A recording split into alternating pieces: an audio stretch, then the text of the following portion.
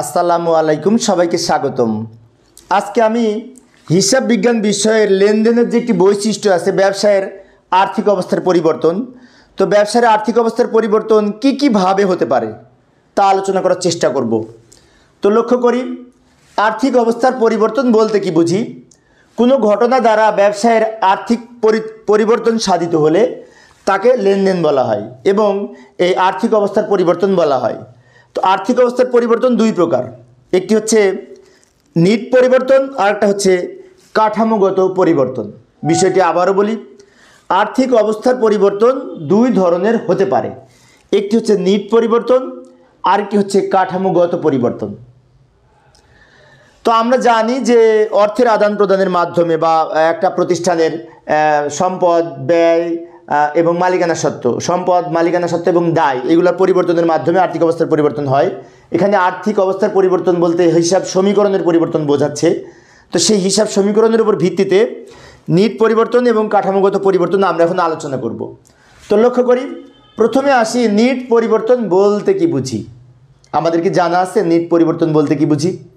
একটু ভালো করে লক্ষ্য করি। এই যে সংজ্ঞাটি আমি এইভাবে লিখতে পারি, যে লেনদেন দ্বারা ব্যবসার সম্পত্তি ও দায়ের পরিমাণের পরিবর্তন ঘটায়, অর্থাৎ সম্পদ পাশেও কমবে বা বৃদ্ধি পাবে, দায় পাশেও কমতেও পারে বাড়তেও পারে হিসাব সমীকরণের, এই ধরনের লেনদেনকে বলা হয় এই নিট পরিবর্তন। যেমন আমি একটি উদাহরণ দিই, পাওনাদারকে নগদে পরিশোধ করা হলো 5,000 টাকা, এর ফলে কি হলো?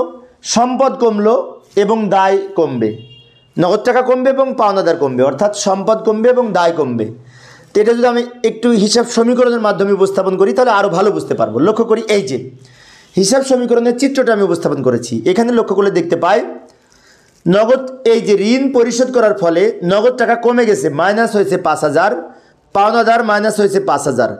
তাহলে এই সমানের এই দিকে এবং ওই দিকে দুই দিকেরই পরিবর্তন হয়েছে। বিষয়টি আবারও বলি, ভালো করে লক্ষ্য করি, নিট পরিবর্তন হচ্ছে হিসাব সমীকরণের এই যে মাঝখানে ইকুয়াল আছে, সমান আছে, সমানের ওই পাশে দুইটা আছে দায় এবং মালিকানা, বাম পাশে একটি আছে সম্পদ। তাহলে যে সমস্ত লেনদেনের প্রভাব হিসাব সমীকরণের এদিকে এবং ওদিকে দুই দিকেই বাড়বে বা কমবে, উভয় দিকে পরিবর্তন হবে, তাকে বলা হয় এই নিট পরিবর্তন।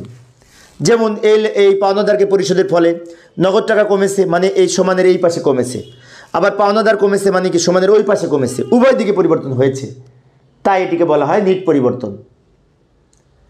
এবার আসি কাঠামোগত পরিবর্তন। কাঠামোগত পরিবর্তন হচ্ছে যে সকল লেনদেনের কারণে সম্পত্তি ও দায়ের মোট যোগফলের পরিবর্তন না হয়ে শুধুমাত্র উপাদানগত পরিবর্তন হয়। সেটি কীরকম? এই যে লক্ষ্য করি, নগদে আসবাবপত্র ক্রয়, এখানে কিন্তু দায় পাশে কোনো প্রভাব পড়েনি।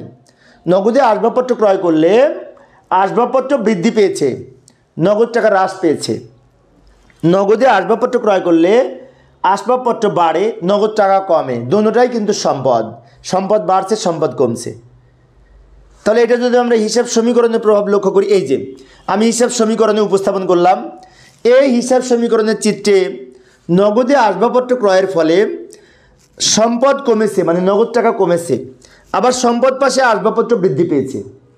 এই যে সমানের ওই দিকে কিন্তু যায় নাই, ডান দিকে কোনো প্রভাব পড়ে নাই, বাম দিকে শুধুমাত্র একটা সম্পদ বাড়ছে, একটা দায় বাড়ছে। তাহলে এই পরিবর্তনটা কিন্তু উভয় দিকে হয় নাই, একদিকে হয়েছে। এই ধরনের পরিবর্তনকে বলে কাঠামোগত পরিবর্তন। বিষয়টি আবারও বলি, যে সমস্ত লেনদেন দ্বারা হিসাব সমীকরণের শুধুমাত্র এক দিকের পরিবর্তন ঘটে, সেটা হতে পারে এই দিকে, হতে পারে সমানের ওই পাশে। যেমন আমি যদি ধারে পণ্য ক্রয় করি, মূলধন কমবে, দায় বাড়বে, সেটাও কিন্তু ওদিকেই হচ্ছে, এদিকে আসতেছে না। তাহলে এই ধরনের কিছু লেনদেন আছে যেগুলি এক সাইডে পরিবর্তন হয়, উভয় সাইডে নয়, এগুলিকে বলা হয় কাঠামোগত পরিবর্তন।